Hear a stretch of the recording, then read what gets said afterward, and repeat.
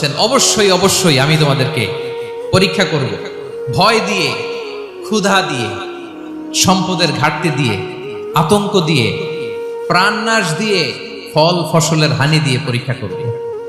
কিন্তু এই পরীক্ষায় যারা উত্তীর্ণ হবে, যারা সবর ইখতিয়ার করবে, ওয়াবাশশিরিস সাবিরিন, ধৈর্যশীলদের জন্যই হচ্ছে সুসংবাদ। আলহামদুলিল্লাহ পড়েন।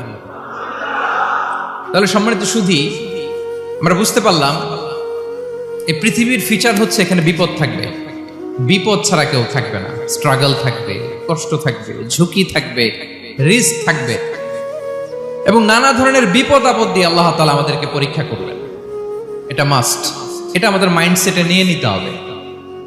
মাইন্ডসেটে এটা ক্লিয়ার থাকতে হবে। চিরসুখ চিরশান্তি এই দুনিয়াতে মিলবে, কোথায় মিলবে তাহলে? এটা তাহলে বিপদ আসবেই, আপদ আসবেই, পরীক্ষা থাকবেই আমাদের জীবনে। তবে ইন্টারেস্টিংলি মজার বিষয় হচ্ছে পরীক্ষাটা এক একজনের এক এক রকম। পুরো পৃথিবীটা একটা পরীক্ষা ক্ষেত্র, কিন্তু কারো প্রশ্নপত্রের সাথে কারো প্রশ্নপত্রের কোনো মিল নাই। সুবহানাল্লাহ। আমার পরীক্ষা একরকম, আপনার পরীক্ষা আরেক রকম, ওই ভাইয়ের পরীক্ষা আরেক রকম, ওনারটা আরেক রকম। সবাই পরীক্ষার্থী, সবাই পরীক্ষার্থী, কিন্তু কারো প্রশ্নপত্রের সাথে কারো প্রশ্নপত্রের কোনো মিল নাই। কারোর জন্য পরীক্ষা হচ্ছে সে খুব অসুস্থ, প্রচন্ড অসুস্থতা, তার জন্য পরীক্ষা।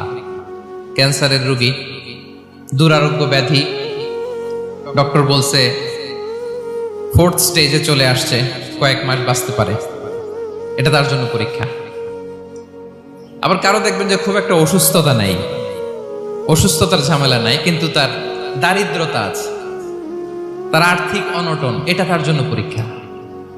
আবার কারো দেখবেন অসুস্থতাও নাই, দারিদ্রতাও নাই, তার দাম্পত্য জীবনের সমস্যা আছে না নাই? অনেকের দেখবেন এগুলো কোনোটাই সমস্যা না, তার ছেলে কথা শোনে না, মাদকাসক্ত। আহা, মাদকাসক্ত, রিহ্যাবে পাঠায়, আবার আসে, আবার গাঁজা খাওয়া শুরু করে, আছে না নাই বলেন? দেখেন তার পরীক্ষাটা আবার আলাদা। অনেকের দেখবেন মেয়ে বাবার কথা শোনে না।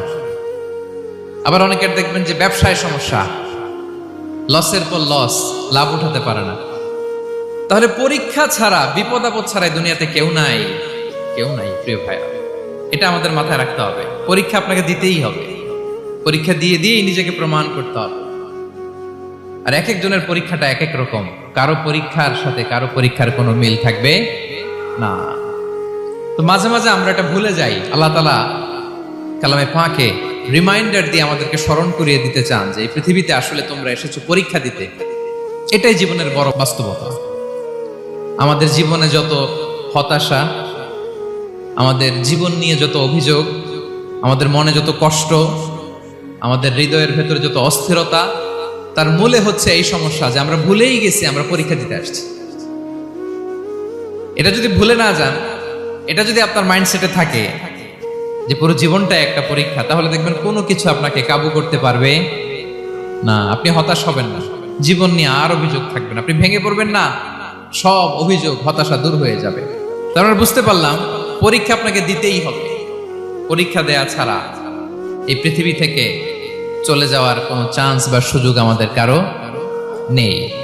সূরাতুল আনকাবুতে আল্লাহ তাআলা এই কথাটা আরো চমৎকার ভাবে বলেছেন। আল্লাহ তাআলা ইরশাদ করছেন, আহাসিবান নাসু আইয়ুতরাকু আইয়াকুলু আমান্না ওয়া হুম লা ইফতানুন ওয়ালাকাদ ফাতান্নাল্লাযীনা মিন ক্বাবলিহিম ফালা ইয়া'লামান্নাল্লাহু আল্লাযীনা সাদাকু ওয়া লা ইয়া'লামান্নাল কাযিবিন। আল্লাহ বলেন, মানুষকে ভেবেছে সে শুধু বলবে আমি ঈমানদার আর তাকে আমি জান্নাতে ঢুকাই দিব? না, কখনো না, কোশ্চিন কালেও না। বরং পূর্ববর্তী কালে যারা পৃথিবীতে এসেছিল তাদেরকে আমি পরীক্ষায় নিয়েছি, পরীক্ষা করেছি, এবং তাকেও ঈমানের প্রশ্নে সে সত্যবাদী না মিথ্যাবাদী পরীক্ষা দিয়ে দিয়ে নিজেকে প্রমাণ করতে হবে। ঠিক কিনা বলেন? পরীক্ষা দিয়ে আপনাকে প্রমাণ করতে হবে। এবং এই পরীক্ষার ব্যাপারটা, এটা যে শুধু আমরা সাধারণ মানুষ আমাদের জীবনে দুঃখ বিপদ পরীক্ষা এমনটা নয়। এই পৃথিবীর সবচাইতে শ্রেষ্ঠ মানুষ যারা ছিলেন তাদেরকে আল্লাহ পরীক্ষা নিয়েছেন। বলেন তো এই পৃথিবীতে সবচাইতে শ্রেষ্ঠতম মানুষ কারা? সবচাইতে শ্রেষ্ঠ ভালো মানুষ কারা ছিল পৃথিবীতে? বলেন তো নবীরা। আওয়াজ করে বলেন তো কারা? বলেন তো নবীদের জীবনে পরীক্ষা ছিল কি ছিল না? হ্যাঁ ছিল। বেশি না কম? বিষ্ণু ইসলামকে জিজ্ঞাসা করা হলো, আইয়ুন নাসি আশাদ্দু বালাআন ইয়া রাসূলুল্লাহ, হে আল্লাহর রাসূল, এই পৃথিবীতে কাদের জীবনে পরীক্ষা বেশি? বিষ্ণু ইসলাম বললেন, আল আম্বিয়া, নবীদের জীবনে। আল আম্বিয়া সুম্মাল আমসাল ফাল আমসাল, সবচাইতে জীবনে পরীক্ষার সম্মুখীন সবচাইতে বেশি হয়েছেন নবীরা। তারপরে নবীদের পরবর্তী অবস্থান যাদের, সিদ্দিকীন যারা, সোহাদা যারা, সালিহীন যারা, আল্লাহওয়ালা যারা, তাদের জীবনে পরীক্ষা বেশি। ইউবতালার রাজুলু আলা হাসাবি দীনি, ব্যক্তির দিনদারি যত বেশি, তার জীবনে আল্লাহর পরীক্ষাও তত বেশি। আপনি আল্লাহওয়ালা হবেন, আপনার জীবনে পরীক্ষাও অনেক বেশি। এজন্য ইমানদার হওয়া যেমনি মর্যাদার, ইমানদারের জীবনে পরীক্ষাও হবে অনেক বেশি। এবং পরীক্ষা যত বড়, খেয়াল রাখতে হবে, মন খারাপ করার কোনো সুযোগ নেই। পরীক্ষা যার জীবনে যত বড়, সেটাতে সফল হতে পারলে ওটার প্রতিদানও বড়। পরীক্ষা যত বড়, এটাতে সাকসেস হইতে পারলে এটার রিওয়ার্ডও তত বড়। বিষ্ণু ইসলাম বলেন, ইযামুল জাযাই মাআ ইযামিল বালা, বালা যত বড়, জাযাও তত বড়, প্রতিদানও তত বড়। কারণ নবীদের জীবনে যদি খেয়াল করেন, দেখবেন যেই নবীর জীবনে পরীক্ষা যত বেশি, সেই নবীর জীবনে সফলতাও তত বেশি। সাইয়েদনা ইব্রাহিম আলাইহিস সালামের কথাটা একটু খেয়াল করেন তো, বলেন তো, ওনার জীবনে পরীক্ষা কেমন ছিল, বেশি না কম? ওনার জীবনের পরীক্ষা থেকেই তো আমরা এই শব্দটা ব্যবহার করি। আমরা বলি অগ্নি পরীক্ষা। কি বলি? মানে আগুনে নিক্ষেপ করা হয়েছে সাইয়েদনা ইব্রাহিম আলাইহিস সালামকে, তাও স্বাভাবিকভাবে না, উলঙ্গ করে, ন্যাকেট করে, ওনাকে অপমানিত করবার জন্য ওনার গায়ের জামা কাপড় খুলে উলঙ্গ অবস্থায় আল্লাহর খলিল সাইয়েদনা ইব্রাহিম আলাইহিস সালামকে অগ্নিকুণ্ডে নিক্ষেপ করা হয়েছিল। এরকম এক্সপেরিয়েন্স এই অডিটোরিয়ামের ভেতরে আমাদের কখনো হয়েছে? তাইলে সাধারণ মানুষের জীবনের পরীক্ষা আর নবীদের জীবনের পরীক্ষার মধ্যে পার্থক্য আছে না নাই? ওই পরীক্ষায় উনি পাশ করে ফেললেন। ৮৬ বছর পর্যন্ত আল্লাহর কাছে দোয়া করলেন, আল্লাহ আমাকে একটা নেককার সন্তান দাও। আল্লাহ সন্তান দেয় না। ৮৬ বছর পরে আল্লাহ তাআলা সাইয়েদনা ইব্রাহিম আলাইহিস সালাম এবং হাজারের ঘরকে উজালা করে সন্তান দিলেন। সাইয়েদনা ইসমাঈল আলাইহিস সালাম পৃথিবীতে আসলেন কত বছর বয়সে? ৮৬ বছর বয়সের এখানে কেউ আছেন? হ্যাঁ, আছি আমরা? কেউ নাই। ৮৬ বছর বয়সে প্রথম সন্তান পেয়েছে। তাদের ঘরকে উজালা করে আল্লাহর নবী সাইয়েদনা ইসমাঈল আলাইহিস সালাম আসলেন। এবার আল্লাহ বললেন, যাও স্ত্রীকে আর এই কলিজার টুকরা সন্তানকে, থাকো তো প্যালেস্টাইনে, প্যালেস্টাইন থেকে ১৫০০ কিলোমিটার দূর, দ্য ব্যারেন ল্যান্ড, ওই মক্কার ধুধুমরু প্রান্তরে রেখে আস, যেখানে কেউ নাই, মানুষ নাই, গাছ নাই, পাখি নাই, পানি নাই, যাও রেখে আস। আচ্ছা বলেন তো, ৮৬ বছর পরে যে লোকটা সন্তান পেল, বুঝেছেন উত্তর দিয়েন, ৮৬ বছর পরে যে লোকটাকে আল্লাহ তাআলা সন্তান দিল, তার হৃদয়ে ওই সন্তানের জন্য মায়া বেশি না কম? এমনি তো আমাদের প্রথম সন্তানের হিস্ট্রিটা একটু খেয়াল করেন তো। প্রথম আমাদের যে মেয়ে হয়েছিল বা যাদের ছেলে হয়েছিল, তার প্রতি আদর, সোহাগ, দরদ, ভালোবাসা, আল্লাহ কত ছিল। আর ৮৬ বছর বয়স আল্লাহ তাআলা ওনাকে সন্তান দিলেন, দিয়ে বললেন, যাও হাজারকে আর ইসমাঈলকে মক্কার ধুধুমরু প্রান্তরে রেখে আস। আল্লাহ তাআলা বলতে দেরি, চলে যেতে দেরি নাই, মুহূর্তে উনি রওনা হয়ে গেলেন। সুবহানাল্লাহ পড়বেন না? রেখে আসলেন মক্কার ধুধুমরু প্রান্তরে। এবার আল্লাহ বললেন, যাও রিটার্ন ব্যাক টু প্যালেস্টাইন, প্যালেস্টাইনে চলে যাও। চলে গেলেন, হৃদয়টা ভেঙে খান খান। অনেক বছর পরে আল্লাহ তাআলা আবার অনুমতি দিলেন, যাও এবার ছেলেকে দেখে আসতে পারো, যাও প্যালেস্টাইন থেকে আবার মক্কায় যাও। সাইয়েদনা ইব্রাহিম আলাইহিস সালাম প্যালেস্টাইন থেকে আবার ১৫০০ কিলোমিটার পথ পাড়ি দিয়ে, এখনকার মতো ফ্লাইটে যায় না, গাড়িতেও না, উটে করে। কিসে করে? উনি যে কতবার মক্কা থেকে ফিলিস্তিন এসেছেন আর গিয়েছেন, কোন ইয়ত্তা নাই, হিসাব নাই। গেলেন, এবার ছেলেটা হাঁটতে পারে, দৌড়াতে পারে, একটু একটু কথা বলতে পারে, আব্বু আব্বু ডাকতে পারে। কেমন মায়া লাগে বলেন তো? মায়া ভালোবাসায় যখন টইটম্বুর, ঠিক ওই মুহূর্তে আল্লাহ বললেন, ছেলেকে জবাই করো, জবাই করো ছেলেকে। আল্লাহ তাআলা বলতে দেরি করেছেন, আল্লাহর আদেশ পালনে ১ সেকেন্ডও তিনি দেরি করেন নাই। ছুরি চালালেন, জান্নাত থেকে দুম্বা নিয়ে আসা হলো। এভাবে আল্লাহর নবী ইব্রাহিম আলাইহিস সালাম ওনার জীবনের প্রতিটি ক্ষেত্রে যেখানে আল্লাহ তাআলা ওনাকে পরীক্ষা নিয়েছেন, উত্তীর্ণ হয়েছেন। এবং দেখেন ওনাকে আল্লাহ তাআলা কি উপহার দিলেন, আল্লাহ তাআলা ওনাকে খলিলুল্লাহ উপাধি দিলেন, আল্লাহর বন্ধু। সুবহানাল্লাহ বলেন। আল্লাহ তাআলা বলছেন ওয়া ইযি বিতালা ইব্রাহিম রাব্বুহু বিকালিমাতিন ফাআতাম্মাহুন ক্বালা ইন্নী জাঈলুকা লিন-নাসি ইমামা। আল্লাহ অনেকগুলো পরীক্ষা নিয়েছিলেন সাইয়েদনা ইব্রাহিম আলাইহিস সালাম, প্রতিটা পরীক্ষায় সাকসেসফুলি পাস করেছেন, golden A plus.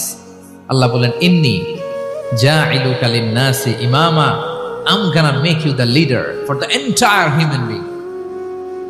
I'm gonna appoint you as a leader for the entire universe. গোটা বিশ্বের জন্য, গোটা মানবতার জন্য আমি তোমাকে লিডার বানায় দিলাম। ইযামুল জাযাই মা'a ইযামিল বালা। পরীক্ষা যত বড়, ওই পরীক্ষায় পাশ করলে ওইটার ফলাফল ও প্রতিদানও বড়। তাহলে দেখেন প্রিয় ভাইরা, সাইয়েদনা ইব্রাহিম আলাইহিস সালামের জীবনে পরীক্ষার কোনো শেষ ছিল না। আমি আপনি কোথায়? আল্লাহর খলিলের জীবনে যদি এত পরীক্ষা থাকতে পারে, আমি আপনি কোথায় বলেন তো? এবার বলেন, সাইয়েদনা মূসা আলাইহিস সালাম ওনার জীবনে তো কোনো পরীক্ষার ছিল না। হ্যাঁ, গুণে শেষ করতে পারবেন? জন্মটাই তো হয়েছে পরীক্ষার মধ্য দিয়ে। মিশরের ছেলে সন্তান হইলেই ফেরাউন বলছে জবাই করো। ওনার মা এরকম সিন্ধুকে করে ভাসায় দিলেন নীল নদীতে। আল্লাহু আকবার! কি একটা রোমাঞ্চকর পরিস্থিতির মধ্য দিয়ে আল্লাহ তাআলা ওনাকে বাঁচালেন। সুবহানাল্লাহ। জন্মই হয়েছে পরীক্ষার মধ্যে দিয়ে। বড় হইলেন, ফেরাউনের ভয়ে দেশ ত্যাগ করলেন, মিশর থেকে মাদিয়ান। আবার আল্লাহর আদেশে যখন ফিরে আসলেন, আবার ফেরাউনের সাথে তর্ক বিতর্ক, যুদ্ধ। একটা রাত আল্লাহ নবী মুসা আলাইহিস সালাম শান্তি মতো মিশরে ঘুমাতে পারে নাই। একটা রাত। শেষ পর্যন্ত এই ফেরাউন মুসা আলাইহিস সালামকে ধাওয়া করেছে। ফেরাউনের ধ্বংসের আগ পর্যন্ত সে মুসা আলাইহিস সালামকে ধাওয়া করেছে। তার মানে মুসা আলাইহিস সালাম এই বিপদ আপদ পরীক্ষা এগুলো থেকে মুক্তি পান নাই। এবার বলেন ঈসা আলাইহিস সালামের কথা। ওনার জীবনে তার পরীক্ষা ছিল না। কি পরীক্ষা ছিল? হ্যাঁ, আল্লাহু আকবার। Same scenario goes to the biography of every messenger in the world. পৃথিবীর সব নবীর ক্ষেত্রে একই ঘটনা ঘটেছে। সাইয়েদনা ঈসা আলাইহিস সালাম দাওয়াত যখন দিলেন, ওনার বিরোধিতা শুরু হলো, ওনাকে হত্যার ষড়যন্ত্র হলো। ইভেন কি ওনাকে মারার জন্য বনি ইসরাইলেরা উদ্ধত হলো, জানে বাঁচবার জন্য পালালেন। এক ঘরে ঢুকলেন, চারদিক দিয়ে ঘেরাও করলো। উনি দরজা জানালা লাগাই দিলেন। ওরা বললো একজন দরজা ভেঙে জানালা ভেঙে ভিতরে ঢুকে দেখো বেটা ঈসা কি করে। একজন ভিতরে ঢুকছে, ঢুকার সাথে সাথে বল রাফাআহুল্লাহু ইলাইহি, আল্লাহ তাআলা ঈসা আলাইহিস সালামকে উপরে উঠায় নিলেন। আর যেই লোকটাকে তারা ভিতরে ঢুকালো, তার চেহারাকে আল্লাহ তাআলা ঈসা আলাইহিস সালামের চেহারার মতো করে দিলেন। এবার তার বাইরের সাথীরা বলে ঘটনা কি? বেটা ঈসাও বেরোয় না, আমাদের লোকটাও বেরোয় না, সবাই ঢুক। দরজা ভেঙে ভেতরে ঢুকে দেখে ঈসা দাঁড়ায় আছে। বলেন তো এটা ঈসা না মিসা? এটা কি আসল ঈসা?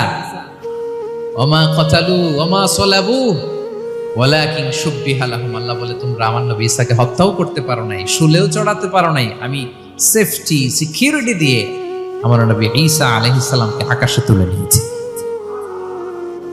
তাহলে ওনার জীবনে পরীক্ষার শেষ ছিল না। এবার যদি আমরা বিশ্বনবী সাল্লাল্লাহু আলাইহি ওয়াসাল্লামের জীবনের দিকে তাকাই, ওনার জীবনটা দেখেন তো।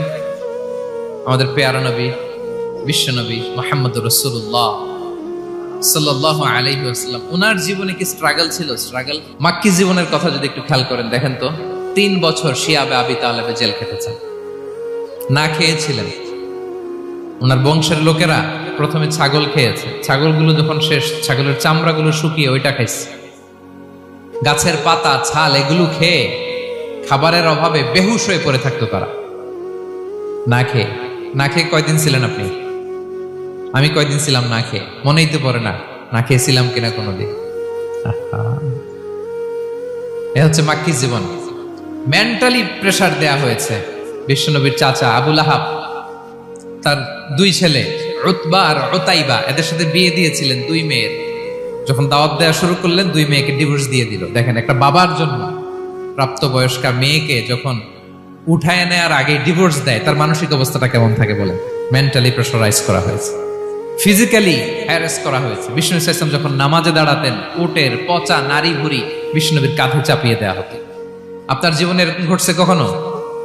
আপনি নামাজ পড়তেছেন, উটের পচা নারী ভুঁড়ি আপনার কাঁধে চাপিয়ে দেওয়া হয়েছে। কয়দিন হয়েছে এরকম? কয়দিন হয়েছে? হ্যাঁ, তারপরে তো আলহামদুলিল্লাহ বেরোয় না মুখ দিয়ে। কেমন আছেন হুজুর? কয়েন না, বেশি একটা সুবিধার না, তাই না? বেশি একটা একটু মিলাবেন। কতটুকু পরীক্ষা আমরা দিয়েছি। তায়েফে গেলেন বিশ্বনবী, তায়েফে গেছিলেন জমির বায়না দিতে, তাই না? জমি কিনবে তায়েফে। তায়েফবাসীদেরকে জাহান্নামের আগুন থেকে বাঁচাতে গিয়েছিলেন, নিজের জন্য না। সেখানে তায়েফের ছেলেরা পাথর মেরেছে বিষ্ণু ইসলামের গায়ে। এত শুভ্র দেহ ছিল, চেহারা ছিল, বিষ্ণুবীর গা দিয়ে ঝরঝর করে রক্ত ঝরেছে। ফিজিক্যাল হ্যারাসমেন্টের শিকার হয়েছেন বিষ্ণু ইসলাম। যখন যেদিন বিষ্ণু ইসলামকে হত্যার ষড়যন্ত্র করা হলো, আল্লাহ তাআলার আদেশে তিনি মক্কা থেকে মদিনায় হিজরত করলেন। মদিনাতে যেও একটা রাত, সপ্তম হিজরির আগ পর্যন্ত শান্তিতে ঘুমাতে পারেন নাই। 3 দিকে 3 ইহুদি বসতি, বনু কাইনুকা, বনু নদীর, বনু কুরাইজা। আহা, খাওয়ার মধ্যে বিষ মিশিয়ে দেয়া হয়েছিল বিষ্ণু ইসলামের। বাজুর, খাসির বাজুর রান পছন্দ করতেন। এক ইহুদি মহিলা বিষ্ণু ইসলামের ওই রানের মধ্যে বিষ মিশিয়ে দিয়েছিল। ওই বিষের যন্ত্রণায় মৃত্যুর আগ পর্যন্ত বিষ্ণুনবী কাতরাতেন, এবং উনি ইন্তেকালের সময় ওই বিষের ব্যথা যন্ত্রণাতে ইন্তেকাল করেছেন। বিষ্ণুনবীর ইন্তেকালটা শাহাদাতের ইন্তেকাল ছিল। বিষ্ণু ইসলাম বলেছেন, ওই যে খায়বার এলাকার ওই মহিলা যে আমার খাবারে বিষ মিশিয়েছিল, সেই বিষের যন্ত্রণা, বেদনা, কষ্ট আমি অনুভব করছি। খেয়ে না খেয়ে দিন প্রচারের কাজে নিজেকে দিয়েছ বিলিয়ে, তায়েফের কাফিরেরা চিনল না সে আলো, দুষ্ট ছেলেদের পিছু দিল লেলিয়ে, পাথরের আঘাতে ক্ষত বিক্ষত হয়ে সারা শরীর থেকে রক্ত ঝরে। হে রাসূল তোমাকে ভুলি আমি কেমন করে, হে রাসূল তোমাকে ভুলি আমি কেমন করে। হাজার ব্যথা বেদনার পরে ফিরে আসনি তুমি আপন ঘরে, দিনের আলো তুমি ছড়িয়ে দিতে চলে গেলে মদিনায় মক্কা ছেড়ে।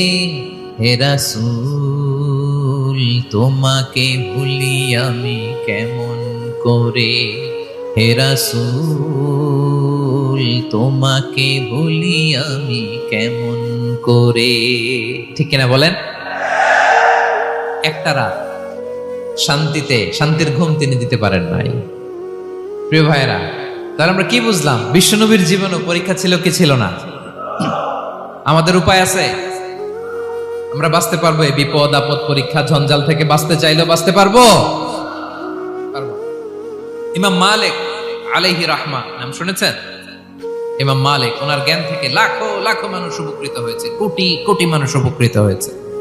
মদিনার রাস্তায় রশি দিয়ে ওনাকে টেনে হিচড়ে এক এলাকা থেকে আরেক এলাকায় নিত জালেম বাদশারা। ইমাম মালিক আলাইহি রাহমা। ইমাম আহমদ ইবনে হাম্বল, ওনাকে বেত্রাঘাত করা হতো, চাবুক দিয়ে পেটানো হতো। আল ইমাম আল আযম আবু হানিফা আলাইহি রাহমা, ওনাকে কারাবন্দী করা হয়েছিল। তার মানে দেখেন, যত বড় বড় স্কলার, যত বড় বড় মাশায়েখ, এমনকি আম্বিয়া আলাইহিস সালাম, ওনারাও পরীক্ষা বিপদ আপদ থেকে রেহাই পান। পাইছে? তাহলে আপনি আর আমি পাবো? বলেন তো।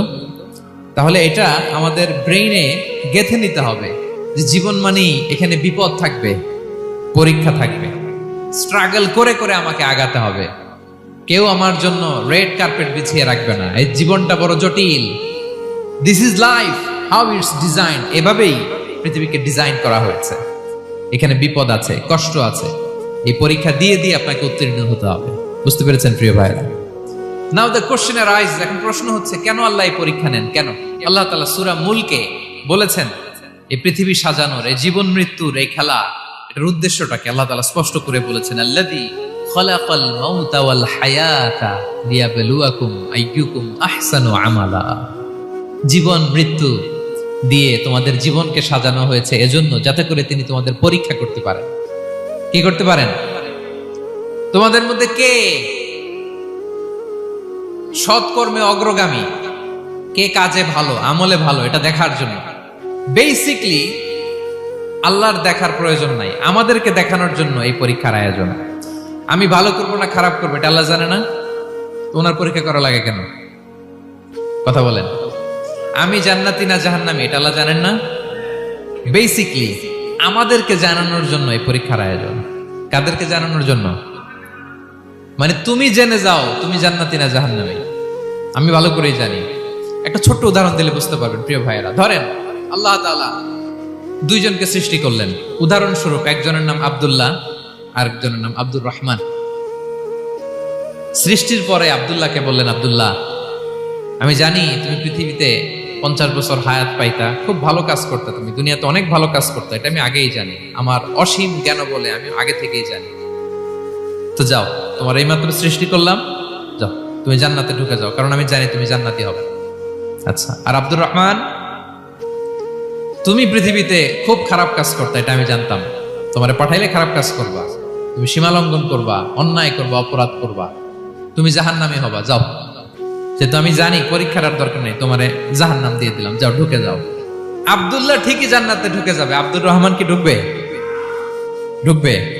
সে বলবে, আল্লাহ এইমাত্র আমারে বানাইলেন, এইমাত্র আপনি আমাকে সৃষ্টি করলেন, সৃষ্টি করেই বলতেছেন তুমি জাহান্নামে যাও, আর বলতেছেন আমি জানি দুনিয়াতে পাঠালে তুমি খারাপ কাজ করবা, তুমি জাহান্নামী হবা, পাঠানোর আর কি দরকার, আগে থেকে জাহান্নামে যাও। আল্লাহ আপনি জানলে জানতে পারেন, আমি তো জানি না। ঠিক কিনা বলেন? সে বলবে, না আল্লাহ আপনি ভুল বলতেছেন, এই দুনিয়াতে পাঠাইলে আমি খুব ভালো কাজ করতাম, আমি সীমা লঙ্ঘন করতাম না, নামাজ পড়তাম, রোজা রাখতাম, হজ করতাম, যাকাত দিতাম, সাদাকা করতাম, চ্যারিটি করতাম, জনকল্যাণকর সব ভালো কাজগুলো আল্লাহ আমি করতাম। এজন্য আল্লাহ তাআলা পরীক্ষার আয়োজন করেছেন, যাতে করে তুমি জেনে যাও যে পৃথিবীতে তুমি কি করেছো। এখন আর আল্লাহকে এক্সকিউজ দেওয়ার সুযোগ নেই। আচ্ছা বলেন তো, আবু জাহেলকে যদি আল্লাহ এখন কিয়ামতের দিন বলে, Abu Jahl go to the hell fire, Abu জাহেলের কিছু বলার সুযোগ আছে? কারণ ও দুনিয়াতে কি করে আসছে এটাও জানে না। ফেরাউনকে ডেকে যদি আল্লাহ বলে, ফেরাউন তুমি জাহান্নামে যাও, go to the hell fire, ওর কি কোনো এক্সকিউজ দেওয়ার সুযোগ আছে? বলেন, সুযোগ আর আছে? কারণ তুমি দুনিয়াতে কি করেছো তোমার চেয়ে ভালো কেউ আর জানে? পৃথিবীতে এই পরীক্ষার এই আয়োজনের সবচাইতে বড় উদ্দেশ্য হচ্ছে যাতে করে আমরা দেখে যাই যে আমরা কি কাজ করছি। কেউ যখন পরীক্ষা দেয় প্রিয় ভাইরা, ওই পরীক্ষায় কত পাবে তার একটা হিসাব আছে না? বলেন, আপনি গণিত পরীক্ষা দিয়ে আসছেন, যে 100তে 100 পাবে সে বলতে পারে আমার সব অঙ্ক হয়েছে, ঠিক কিনা বলেন? আর যে লাড্ডু গুড্ডু বুঝছেন তো, কিছুই পারে নাই, ঘোড়ার ডিম, তারও একটা হিসাব আছে যে সে কিছুই লিখে আসতে পারে নাই। তাই পৃথিবীতে এই পরীক্ষার আয়োজনের প্রধানতম কারণ হচ্ছে যাতে করে আমরা বুঝে যেতে পারি যে আমরা কোথায় যাব, জান্নাতে না জাহান্নামে।